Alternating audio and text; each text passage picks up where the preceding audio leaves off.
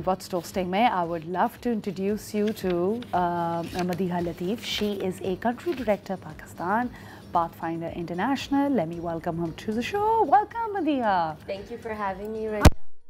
I'm all right. I'm also feeling the Friday. I'm really glad you are. And even if you weren't, I think मैंने वो energy rub off कर दी है आप पे. Definitely. I mean, when we were talking about your kids and pets and groomings, you know, I think about this in the way that पूरा हफ्ता हम काम करते हैं, and then on the weekend, all we are doing are chores. Chores, absolutely. That is true. That is true. But you know, these are also important things, right? Absolutely. Do you have pets?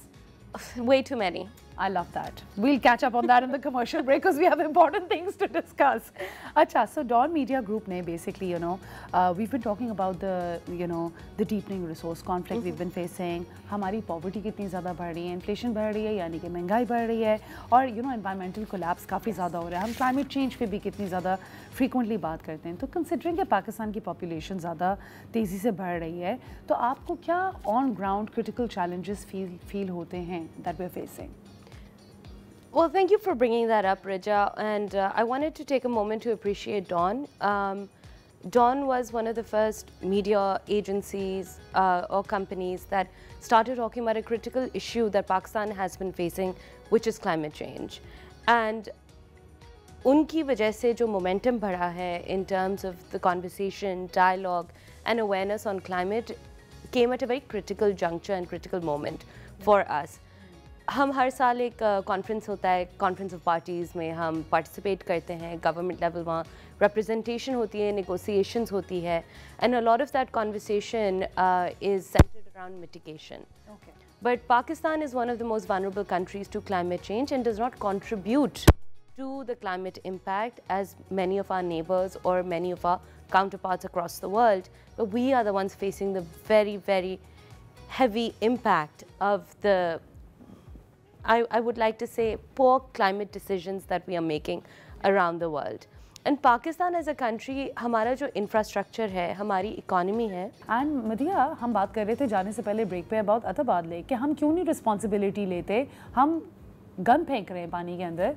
And you know आप इससे build on कर रही थी, so I'll give you the floor.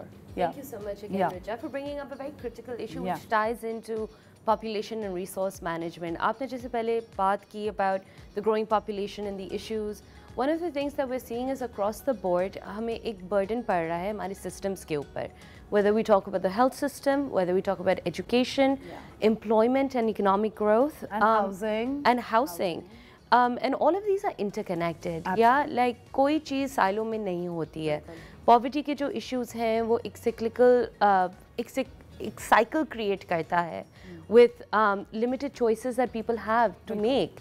अगर आप एक घर के अंदर देखें, अगर 5 बच्चे हैं और उनके पास economic उस तरह financial stability नहीं है, so some of the decisions that they have to make is to prioritize working for survival versus sending their children to school. And उससे जो आपकी illiteracy, lack of education का जो cycle create होता है, वो बढ़ता जाता है, and it moves into unemployment further because you have unskilled laborers and unskilled workers or unskilled population in the country. And उसी मुताबिक, and if you think about it, you know, adding on to it, इसी से फिर आपका crime rate भी बढ़ रहा होता है because यही लोग हैं जो इतने गंदे condition में रह रहे हैं, बिजली भी नहीं है, frustration इतनी है, mugging हो रही है, and all of these things, crime rate, it gives rise to that too. Yeah, because it's desperation for survival. For survival. And I think we need to humanize these conversations in so many ways, because we need to make sure that our policies, our governance, and our systems are responding to our people's needs. But when the population growth is at a rate that is not sustained by infrastructural development, by system reform, or by policy agility, you see these kind of problems continue to emerge and exacerbate across the board. Bilkul, absolutely. And you know, building on to this, if you see, हमारे बच्चे भी कितने malnourished हैं यहाँ पे. 1 out of 3 kids, I believe, are malnourished over here, right? And agriculture is already getting affected because of climate change. So what would you say about that too? Oh, that's a very, very deep problem. One which is exacerbated by the lack of technology, strong irrigation systems, climate resilience, agricultural practices, and agriculture is directly, food security and agriculture are directly connected, and they are connected with the water issue as well. Yeah. 90% of our water is actually used for agriculture. In a country that is already at water scarce levels, that is a growing concern with a growing population. As the population grows, our water needs grow for domestic use, sanitation, cleanliness, etc., etc. फिर आप उस water limited resource को अगर agriculture की तरफ divert करते हैं, so you are limiting household consumption वीज़ अगर आप उसको हाउस होल्ड कंजम्पशन की तरफ, तो फिर आप खाने पीने से जाएंगे तो फूड सिक्योरिटी का इशू हो जाएगा. बिल्कुल. एंड वो सेट्स पैराबल्स का कॉन्सेप्ट भी आ गया जिंदगी में, you know, all that economics I think really अच्छा. एक और चीज़ है विच इज़ क्वाइट इंटरेस्टिंग कि हम लोग बेसिकली ग्राउंड वाटर 2 दफ़ा नेचुरली रिचार्ज हमारा रेट है. ये अनचेक पॉपुलेशन ग्रोथ हमारे वाटर रिसोर्सेज की भी कितनी ज़्यादा डिप्लीशन कर रही है. So how does that affect us too? So one तो I have already mentioned, right, that we're then now moving into practices that are exacerbating our irrigation systems. हम अपने aquifers को actually damage करते हैं by over irrigation. अब now to counter or to support the population needs, over agriculture भी हो रहा है. So we're using more land, we're taking off more from the water table, and then the recharge process for the water table is delayed or latent, जिसकी वजह से फिर ये water scarcity तो बढ़ जाती है. But second big problem is over urbanization. ठीक है, हम अगर land को development के लिए इस्तेमाल कर रहे हैं, what we're doing is we're capturing over land such as wetlands, जहाँ पर recharge की potential हो सकती है, पर अब नहीं हो सकती because we're developing over those lands.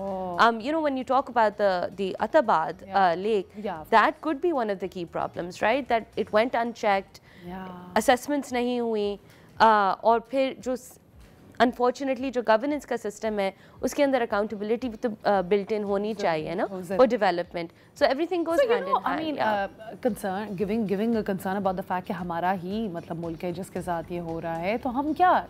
I mean, the fact that this has been unchecked, it's an actual concern. Can any damage be replaced, or can anything be fixed with respect to the damage that's already been caused to that lake? Do you think that could happen?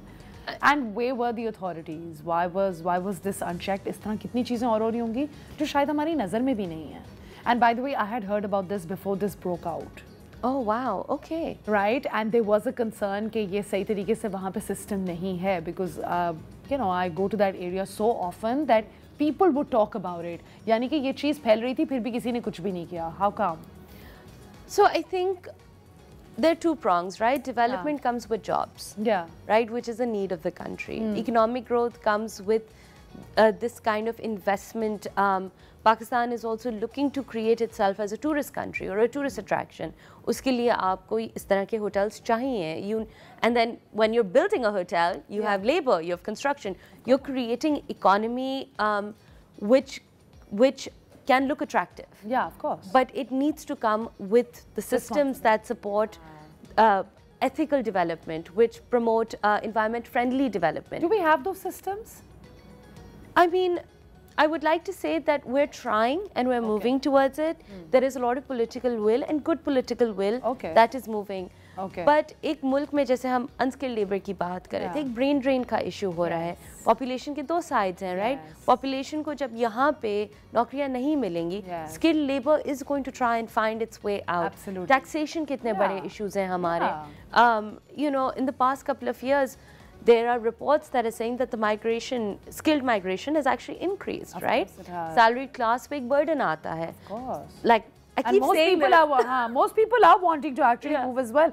Absolutely. Achha, so one more thing which is I think a concern as well is कि हर 10,000 बंदे के साथ सिर्फ 2 doctors हैं rural areas के अंदर, right? And healthcare access हम किस तरीके से मैनेज कर सकते हैं? In fact, we had some great companies who came in and promoted the fact कि वो telemedicine कर रहे हैं.